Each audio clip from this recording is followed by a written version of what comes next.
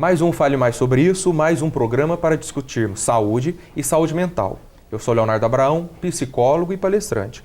E hoje vamos falar sobre luto, a dor da perda, ou no plural, as dores das perdas, porque são muitos os tipos de perdas que uma pessoa pode vivenciar.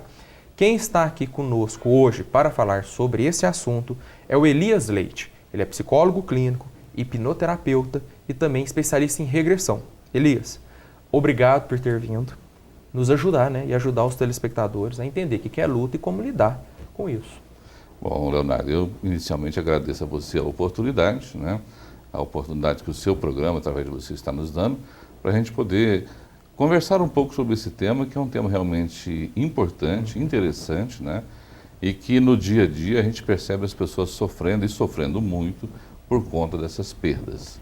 E uma coisa que eu acho legal falar é que no dia a dia a gente vê as pessoas sofrendo por conta de perdas em uma sociedade que não dá muito espaço, não dá muito tempo, que não reconhece tanto ou que não respeita muito, né, esse momento do indivíduo, porque tem que trabalhar, tem que voltar ativa, tem que enfrentar as cobranças da vida e não pode parar e falar com o patrão, falar com as pessoas, olha, eu estou numa situação assim, assado. Não é uma sociedade voltada para o acolhimento, né, Elias? Exatamente. Nós percebemos isso porque você veja, o momento do luto é um momento de interiorização, né?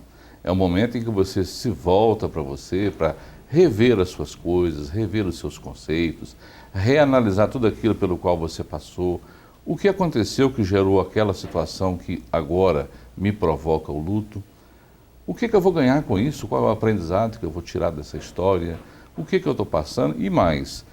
Eu poder olhar para o horizonte e falar, olha, eu tenho essa alternativa, eu tenho aquela outra, ou se não tenho nenhuma alternativa, começar a pensar em quais as alternativas eu posso criar para poder sair dessa condição. Porque é uma condição incômoda, é uma condição de sofrimento. E o mundo que nós vivemos hoje não nos dá esse tempo da gente fazer essa interiorização, né? Eu pergunto para você e pergunto para você que está nos assistindo, quando foi que você parou ultimamente para poder parar, pensar um pouco na sua própria vida, independente da questão de luto, né? Provavelmente as respostas que vocês estão se dando aí agora nesse momento é que você nunca parou para fazer isso, para dar sabe, um break na sua história, um break na sua vida e falar, olha, o que eu estou fazendo de mim? Para onde que eu estou caminhando? O que eu quero da minha vida? Agora, se por acaso algum fato importante na sua vida aconteceu e que está te forçando a isso, né, eu não consigo fazer essa interiorização porque eu não tenho tempo, eu tenho que produzir, eu tenho que viver, eu tenho que trabalhar, eu tenho que ganhar e a vida nos leva a essa correria. Resultado, isso vai acabar agravando essa situação. Muito provavelmente esse luto não trabalhado a tendência dele será de agravar-se ainda mais, né? Muito provavelmente ele vai se manifestar através de algum transtorno de ordem psicológica ou então algum transtorno somatizado, que são aquelas situações emocionais que a gente não trabalha, mas que elas se manifestam através do corpo, através de uma doença, né? Qual doença? Várias, né? Hoje a ciência trabalha com a possibilidade de que cerca de mais de 90% das doenças que aí existem, né, são somatizáveis. Ou seja, tem uma origem psíquica, psicológica que reverbera no corpo. Exatamente. Às vezes até, mas uma gripe não é somatizada. É, porque há o rebaixamento do seu sistema imunológico, consequentemente você pega a gripe muito mais facilmente do que você pegaria numa outra situação, por exemplo, né? Então, o sistema imunológico está debilitado, o indivíduo se contamina com facilidade. Então, tudo isso são situações que acometem as pessoas exatamente porque elas não param para fazer essa reflexão diante de uma perda significativa que elas acabaram de ter. Perda significativa que elas acabaram de ter. Vamos elencar aqui algumas possibilidades, porque quando a gente fala em luto, classicamente, né, e tradicionalmente as pessoas pensam em qual luto específico? Na morte, né? Na questão da morte, né? Exatamente. Mas são muitos, né? São.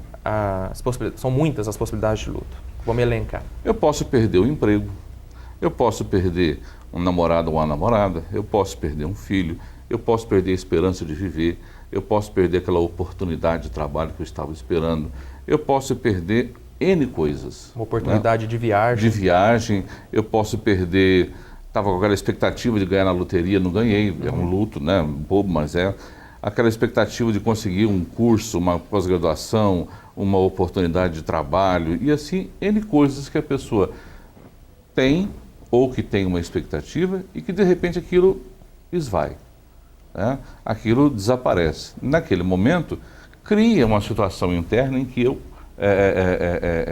fico insatisfeito diante daquela situação e começo a pensar, e por que não? Por que não aconteceu? Né? O que aconteceu? O que eu fiz que a coisa não deu certo? O que eu fiz que a coisa deu errado? Porque para mim sempre dá errado. E aí as pessoas começam a refletir, a pensar, a entrar vamos dizer assim, num parafuso, né?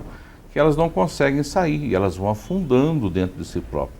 Nessas alturas a autoestima vai embora, nessas alturas o desejo de vida vai embora, surgem os pensamentos suicidas, né? Surge uma série de coisas que somente levam o indivíduo para baixo. Surgem as depressões, né? Transtornos mentais dos mais diversos. Pode ser que também uma falta de apetite. Uma falta de apetite, tá certo? Tá certo?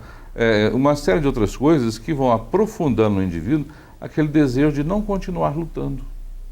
A perda da motivação de vida, né? Isso são características que a gente considera como sendo características do luto que aquela pessoa está vivendo. E eu só queria deixar claro uma coisa, isso acontece tanto com a criança, quanto com o adulto, quanto com a terceira idade, ou seja, acontece conosco em todos os momentos da vida. E agora, no próximo bloco, nós vamos explorar o que a psicologia pode fazer, como que o psicólogo pode ajudar, né, essa pessoa que está vivendo essa situação, que seja uma criança, que seja um adulto ou que seja um idoso. Porque a psicologia tem no luto, ou seja, no trabalho com as dores das perdas, uma das suas maiores contribuições. Claro, né? claro. E vamos falar mais sobre isso no próximo bloco, ok? Certinho. Voltamos já.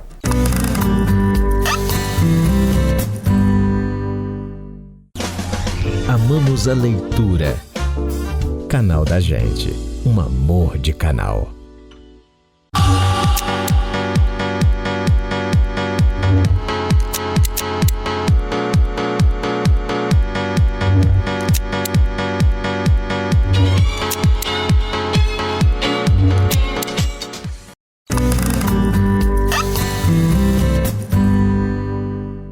De volta com Fale Mais Sobre Isso, essa semana nós estamos falando sobre o luto, as dores das perdas. E tudo no plural porque existem vários tipos de lutos.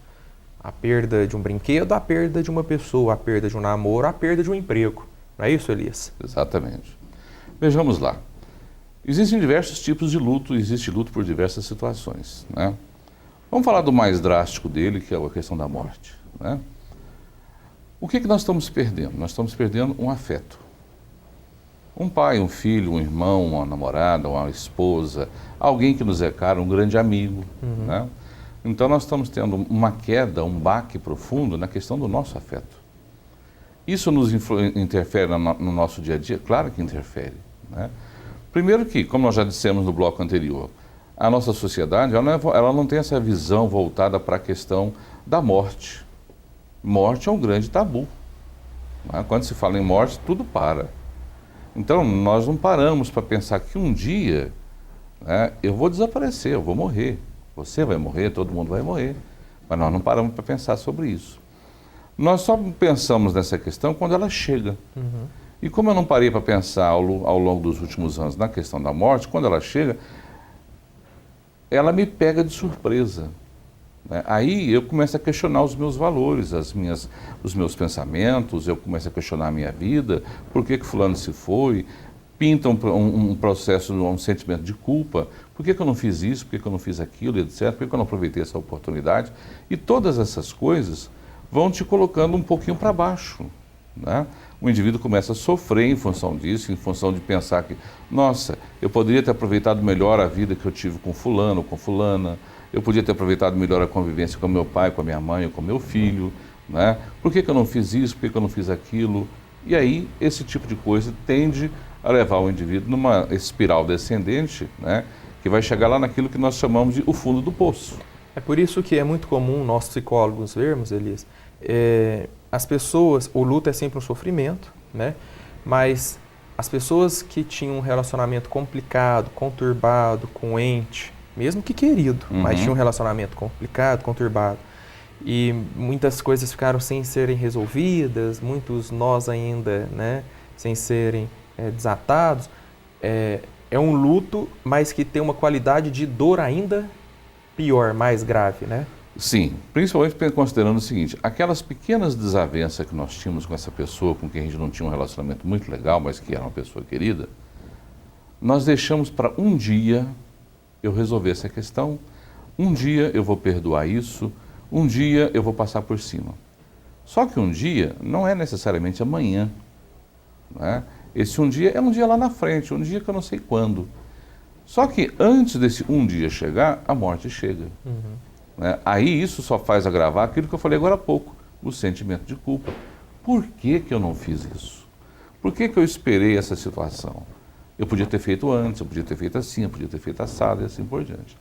Então nós entramos nessa espiral, tá certo? E vamos começar a ficar deprimidos, vamos começar a sentir bastante a questão.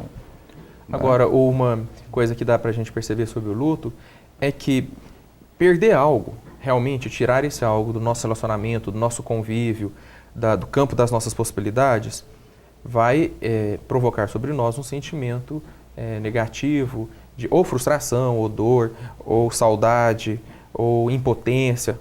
Isso é ok. Mas muito do luto tem um caráter cultural, né? Tem. Como você estava dizendo, em função das próprias crenças que nós temos numa sociedade que não dialoga sobre a morte, né? E nós sabemos de sociedades que a morte ela é presente simbolicamente e as pessoas têm uma maneira diferente de lidar. Então, muito do nosso luto deve-se aos sistemas de aprendizados que tivemos ao longo da vida. Temos como exemplo aí os orientais, né? Os indianos, né? Os próprios mexicanos, latinos aqui como nós e assim por diante.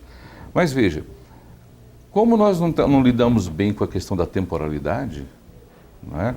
Eu não me prendo a pensar que, olha, isso aqui pode... Esse copo, por exemplo, que nós estamos vendo aqui, essa estrutura, isso pode cair e quebrar. Então, o tempo dele se foi. A minha vida pode acabar daqui 5 minutos. Só que nós não paramos para pensar nisso. Por quê? Porque a nossa sociedade, ela nos impulsiona a correr, a fazer, a construir, a possuir, e assim sempre nessa dinâmica muito intensa. Consequentemente, eu não paro para pensar, opa, peraí, eu tenho um carro, mas o meu carro, alguém pode bater nele e acabou o carro.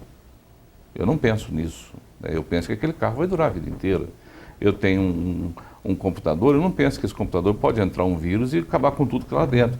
Não, esse computador vai durar a vida inteira. E o dia que ele, por acaso, acontece de estragar, eu fico frustrado, porque eu não me preparei para aquela situação. Sim. E a gente não se prepara para a perda. Como a gente não se prepara para a perda, quando ela acontece, o baque, né, traz o lucro. E aí tem a ver com essa cultura sempre do ganho, da Do vitória, ganho, do sucesso, do acúmulo, do acrescentar. E realmente não é uma cultura do, às vezes, abrir mão de certas situações. Né? Sim, é que está na base da sociedade capitalista que nós vivemos. Isso. Né? De acumular, de produzir, de crescer constantemente e de você sempre estar olhando lá na frente em termos de eu tenho que chegar lá. Eu não, às vezes não paro para pensar como que eu vou fazer para chegar lá, com qualidade de vida, né, com as pessoas que estão do meu lado, pensando que alguma coisa pode acontecer e fazendo uma previsibilidade do que eu vou fazer diante dessa situação. Agora, uma outra coisa que eu acho que vale a pena comentar também, e eu penso que seja a maior contribuição que nós podemos dar, Elias, às pessoas que estão nos assistindo, relativamente a esse tema. No próximo bloco, gostaria que você falasse sobre uma outra forma de enxergar também o luto, porque a gente está dizendo que o luto é uma possibilidade de lidar com a perda. Segundo, que tem uma conotação cultural, como que a sociedade e a cultura nos levam a ter dificuldade de lidar com essa perda, né? Diferentemente dos orientais, que às vezes entendem a perda como uma oportunidade de reavaliação da vida. De transcendência. Né? De transcendência, né? De ressignificação da nossa própria existência. Agora, uma terceira questão. Muitas das vezes nós temos dificuldade em lidar com a perda porque aquele objeto perdido, que pode ser um computador, uma viagem, ou aquela pessoa perdida, né, por meio da morte, ela ocupava dentro de nós uma posição ou representava um papel na nossa vida. E que quando ela sai, nós nos vemos sozinhos em um palco para lidar com esse ou vazio, ou esse sentimento que às vezes essa pessoa, né, ocupava, tamponava, nos ajudava a calibrar. Certo. Vamos falar mais sobre isso no próximo bloco, pode ser? Pode ser. Voltamos falando. Quando a perda nos coloca numa situação de lidar com algo que a gente não sabia nem que existia dentro de nós, porque aquilo ocupava esse espaço dentro da gente. Voltamos já.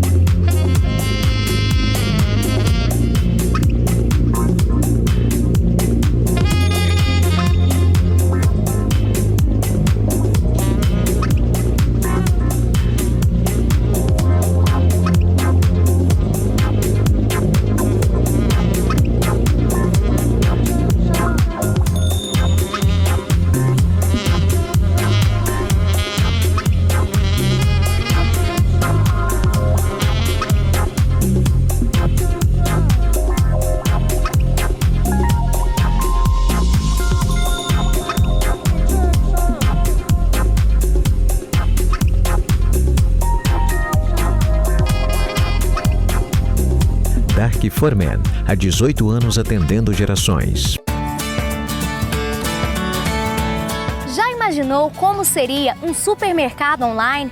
Escolher os produtos com um clique, fechar o pedido e agendar a entrega, tudo isso pela internet. E você ainda escolhe como quer pagar, com dinheiro ou cartão. Então pare de imaginar, faça sua compra agora no mercadovarejista.com.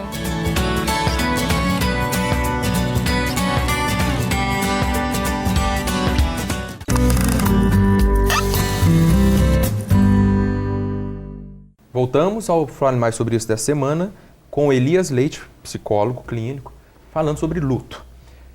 E eu quero que a gente escuta agora, nesse último bloco, Elias, essa questão, quando a perda de algo ou alguém revela muito sobre nós e nós não sabemos o que fazer com esse sentimento que veio a ser revelado por meio da perda. Às vezes, isso é uma coisa anunciada. Todos os pais, quando nasce um filho, ele sabe que daqui 20, 25, 30 anos esse filho vai embora. Uhum. Esse filho vai arranjar uma companheira e vai criar um núcleo dele, familiar dele. Né? E lá na frente os pais se pegam com a chamada síndrome do ninho vazio. Os filhos foram embora, e agora? Né? É uma perda. E aí começa um processo de luto. Um luto que foi anunciado há 20, 25 anos atrás, porque todos nós sabemos que um dia meu filho vai casar, vai embora. Minha filha vai casar, vai embora. Né? Só que a gente não se prepara para isso, como a gente já falou nos blocos anteriores. O que isso causa? Isso causa um sentimento de vazio tão grande que a pessoa se deprime, ela vai cair lá nas portas da depressão. Qual a contribuição da psicologia para isso? Né? Nós, os psicólogos, estamos aqui então como terapeutas para poder ajudar as pessoas a compreenderem que essa pessoa, por exemplo, você tem que ter por ela um sentimento de amor, mas não é um sentimento de posse. Né? Eu sou dono e proprietário do meu computador, mas eu não sou dono e proprietário da vida do meu filho. Né? Então, existem coisas que nós temos a posse, tem coisas que nós não temos a posse. Vamos dizer assim, é como se eu tivesse a guarda temporária do meu filho. Um dia, essa guarda vai embora, ele vai seguir o caminho dele. Né?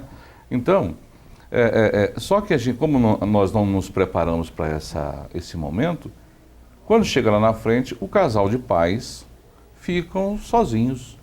E ficam literalmente sozinhos porque eles acham que junto com o filho foi o afeto embora, foi o amor embora.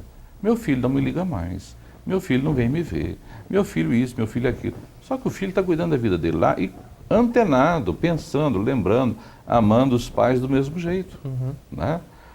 Aí, como a gente perde esse contato físico tão próximo, porque estava ali dentro de casa todo dia, e agora não está, ele vem uma vez por semana, ele vem uma vez, sei lá, ou te telefona, alguma coisa assim, né? Essa perda desse contato físico, desse contato direto, gera o sentimento de vazio interno. eu sinto uma falta aqui dentro de alguma coisa que eu não sei o que é, né? Claro que sabe, é esse afeto que se foi embora, é essa presença que não existe mais, né? Eu tenho agora que acostumar com uma outra coisa, meu filho foi, mas ele vai trazer para mim de volta a presença dele, ele vai me trazer os netos, os bisnetos, assim. Então há uma mudança, né? E muitas das vezes a gente não acompanha esse processo de mudança. Aí o vazio se instala, né? Como às vezes a gente também tem um sentimento de posse, né, de propriedade de alguma coisa, quebrou uma xícara, nossa, quebrou uma xícara. Essa xícara é da época do meu casamento, essa xícara eu ganhei do fulano de tal, essa xícara é isso, eu jogo naquele bem um valor efetivo tão grande que é como se eu não pudesse viver sem ele. É isso que eu estou falando, jogo naquele bem. Às vezes a perda nos revela algo que nós estamos fazendo ou fizemos, né? E que não sabemos lidar agora com as consequências dessa ação. E uma coisa que está acontecendo nesse momento que nós estamos vivendo muito fortemente é que as pessoas estão transferindo isso para os pets, os animais. Sim. Né? Então todo aquele afeto que ela deveria ter, e às vezes ela não descarrega isso num filho, numa outra coisa, ela joga no gatinho, no cachorrinho, na iguana, não sei o que, assim por diante.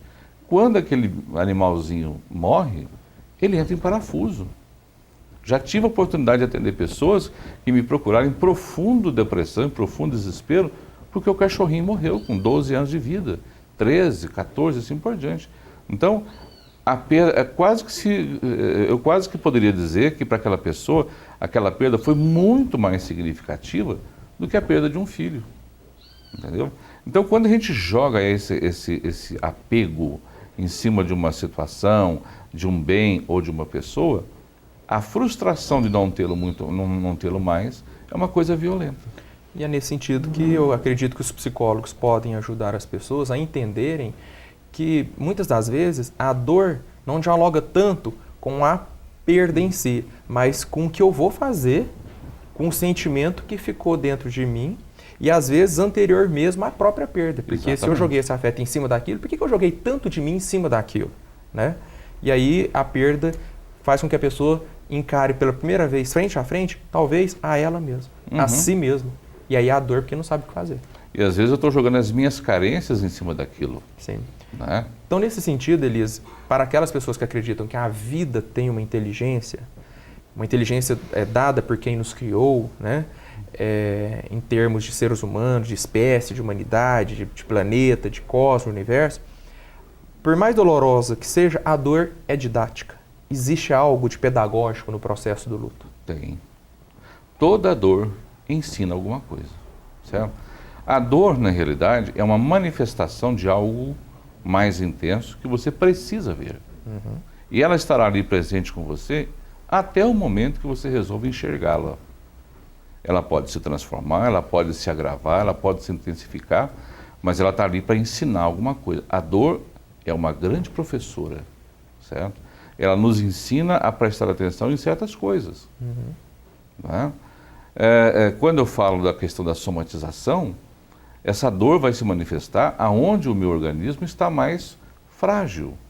Né? Às vezes na pele, no fígado, na cabeça, no estômago, ou às vezes no meu próprio estado de humor, no meu estado emocional. Né? Então, a dor, ela traz para a gente um grande aprendizado. O que precisa então? Precisa eu prestar atenção e pensar, o que essa dor quer me dizer?